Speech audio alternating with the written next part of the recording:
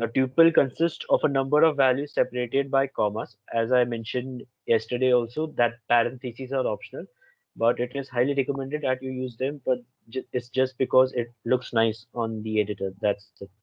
So yeah, you can actually comma separate those values, or you can also mention them in parentheses. And this but indexing part, it is also available in tuples as well. So when I say t of 0, it will print 1 2 3 4 5. That is the element at index 0. When I want to print the entire tuple, I just say t, so that will again print the entire tuple. Now, tuples are immutable, unlike lists. Lists were mutable and they can be modified. But however, tuples are immutable. So once we have initialized a tuple, that's it. We cannot really modify the tuple. Now, let's have a look at that. So when I say the statement, this t equal to 1, wait, I'll actually maximize this thing. Yeah. So when I say t equal to 1, 2, 3, 4, 5, 5, 4, 3, 2, 1, hello, it is an example of tuple packing. Remember I said parentheses don't matter, because when I say when I comma separate them, Python understands that I want to initialize a tuple, and that will actually pack all those elements and then assign it to this particular variable t. So this will act as a tuple.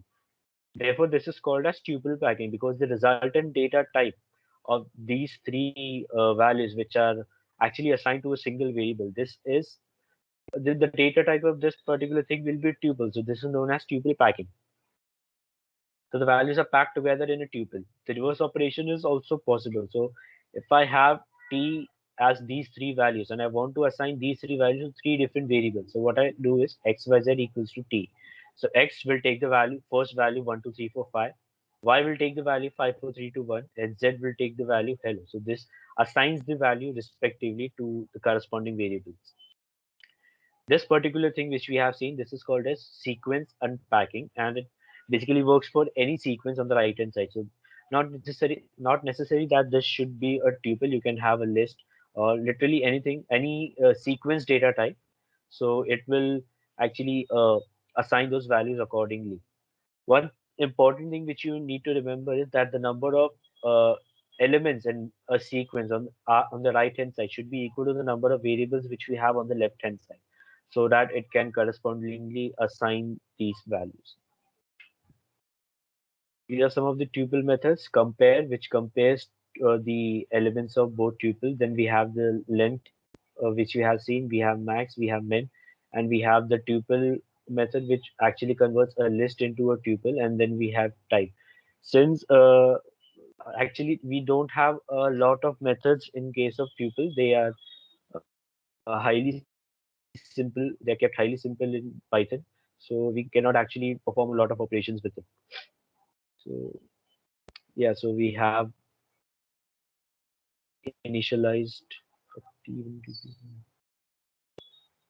Yeah, so over here I have this T1 tuple, which consists of values. Again, this can hold values of different data types. This is a number, this is an integer, this is a string, this is a floating point.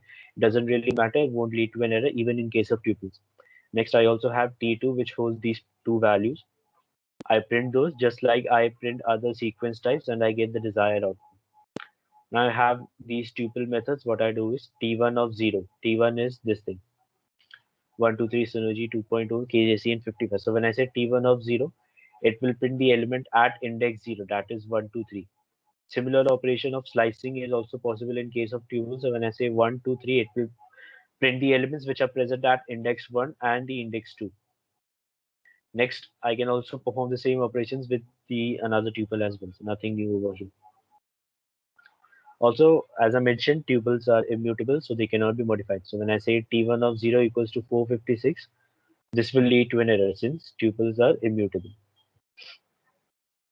The same thing is actually possible with lists. As you can see, L1 is a list, T1 was a tuple, L1 was a list, but this won't lead to any error, as you can see over here. Okay, so let's see what all things we can do over here. First of all, we have a tuple x, which consists of these values 4, 6, 2, 8, 3, 1, and then I print this particular tuple, and this is what I get. We cannot actually directly add elements in tuple using the append method or the insert method. We don't have such methods in tuples. But again, we can make use of this plus iconic operator, which will add elements towards the end of the list. So when I say 4, 6, 2, 8, 3, 1, that one tuple x plus 9. So yeah, we can add this element 9. So this is one way to get around the you know the problem which we have with tuples, that were not able to add elements directly, but we can use of the common this plus operator, which can actually act on any sequence type. So we can make use of it and add elements towards the end of the or towards the end. And again, this is another way to add elements. So when I say tuple x, first of all, what I do is I slice tuple up to index 5. So it will take all the elements starting from index 0 to index 4 and not 5. This is index 0, 4, 6, 2, 8.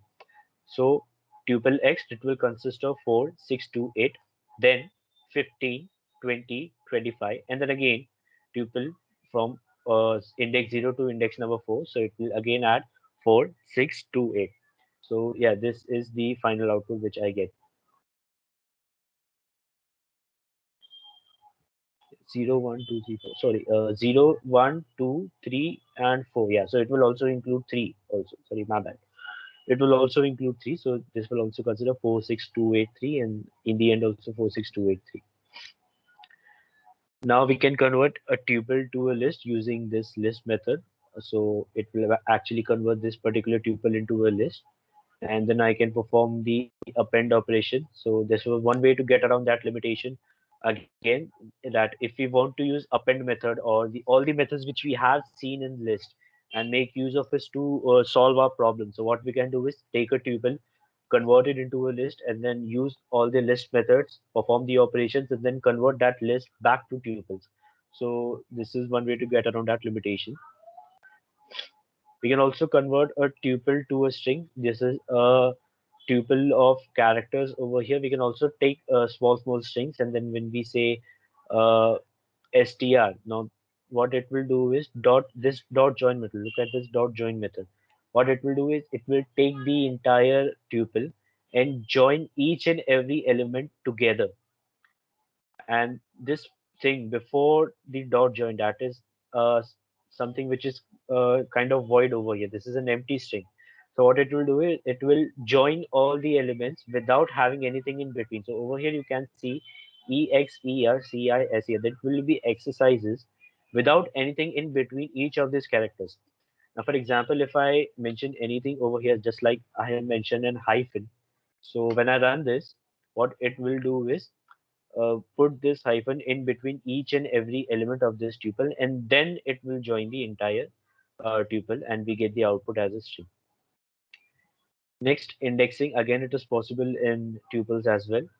Then, yeah, this count method, which I guess we have also seen in list, it basically is used to count the number of occurrences of a particular character in the tuple. So when I say tup dot count of e, this is tup. So I want to count the number of occurrences of the character e. So I have 1, 2, and 3. So I get the output as 3. Then I have then we check whether an element exists within a tuple. So yesterday we talked about some special operators that were is, in, not in. So we can make use of this in operator, and we can check if e is present in tuple. So e in tuple, so this will give true. Phi in tuple, since phi is not present in the tuple, so that will give false. Okay, so I guess this is we are done with this.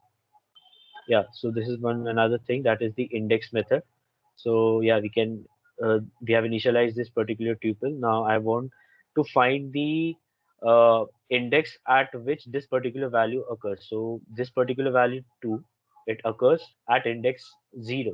This is the 0th element. So when I say tuple dot index of 2, this will give the answer as 0. And then when I say tuple dot index 2 comma 2 comma 11, so it will basically look for the entire tuple and search for all the occurrences of 2. So this is the occurrence which I want to look for. Sorry, my bad. So what it will do is the first parameter over here is 2. That is the element which we want to search in the entire tuple. And then I want to start searching for it from index number 2. So 0, 1, and 2. So it will start searching right from here, and then it will search until the last index, that is 11. So from here up to here, the index at which this particular element is present is 9. Since this is a 11 element tuple, so the last index is going to be 10. So this is definitely 9, and then we get the output as 9. Now again, slicing is again possible in tuples. So this is one method to slice. So 3 to 5. So it will slice indexes 3 and 4. So 0, 1, 2, 3, and 4. So this will print 5 and 4.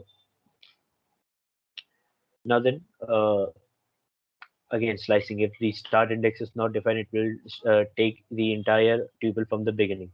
And if the end index is not specified, it will take the entire tuple right from the starting index which we have mentioned. So yeah, and also we can deal with negative indexes as well. Okay. Over here we have another tuple, that is a hello world. This is another way to initialize a tuple. What we basically do is we have this string of hello world and we want to create a tuple. So what it will do, we mention tuple and then pass this string parameter over here. So what it basically does is separates all the characters which are present in the string, and then it gives us the tuple. So when I say print of tuple, print tuple index, so it will print each character individually inside a tuple. Next, we can also mention the start index, the end index, and also this gap between the values. So when I say 292, so it will start from 2, 0, 1, and 2. It will skip 2, that is 1 and 2, and then it will print O. So it will print LO. Then again, it will skip 2, 1, and then it will print W. Skip 2, O, and then it will print R. So this is what I get to with 292. So this is another way to print tuple subtuples. So the first parameter, the first index is going to be the start index. The second thing is going to be the stop index, and next is going to be the step. That is the steps which we are going to take, the gap which we are going to have while assigning this to this variable. Next, if we don't mention these two, it is going to take the entire string only, entire tuple only, and it will leave a gap, or it will step 4. So we get the this as the output. We have seen join method as well, and we have also seen the plus operator. Yeah, this is something extension of list which we have seen. So over here I have this list initialized as 1, 2, 3, 4, 5, 6, and 7, 8, A. So this is the old list. What I do is new list equal to old list. Now, as you can see, this is not just a simple list. It is actually a two-dimensional list, we can say, because over here we have three lists embedded inside one particular list. So if I mention only two, for example, if I don't mention this thing, so this new list of two will actually refer to this entire sub list, that is 4, 5, and 6. But sorry, this thing 7, 8, and A. Sorry, 0 index, first index, and second index. So this will actually refer to this entire list.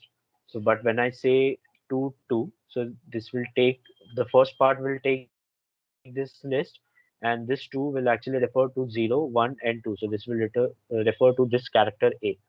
So what we are doing is we are replacing A with 9, since lists are immutable, so that is possible. So what I do is instead of A, I mention 9. So yeah, this is old list. So this alters the. So this is what I get the old list. That was the same one which I initialized.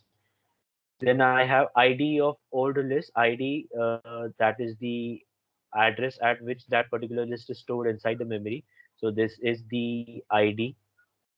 Then I have a new list, since I have copied the entire contents from old list to the new list. So this is the new list will be same as the old list. And then when I say ID of new list, this is what it is. But we have uh, we are seeing one problem over here. I took this new list and I altered this character. In list only, we haven't really done anything with the old list. What we are doing is trying to alter the new. But when I try to print old list and when I try to print new list, in both of these cases, this A is replaced by 9. Now, why? Why am I facing this problem? See, yesterday we spoke about how addresses work and what happens when we have two variables which have the same value. So when two variables have the same value, what actually happens under the hood is that particular value gets stored in one particular memory block, and both the variables will actually point to that value. So inside the memory, this list gets stored in the memory block, and both these variables, since they are equal, will actually point to the value, this particular value. So they are actually pointing to the same address.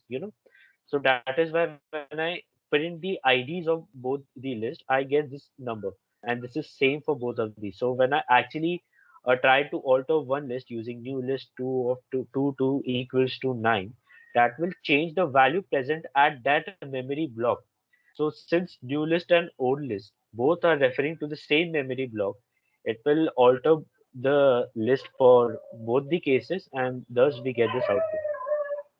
So yeah, and so the next thing which we are going to see is list comprehension. This particular thing is called list comprehension.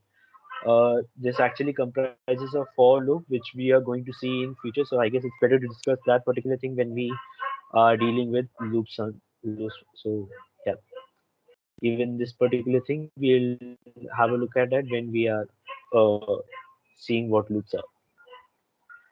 Next, what we have over here are sets. Now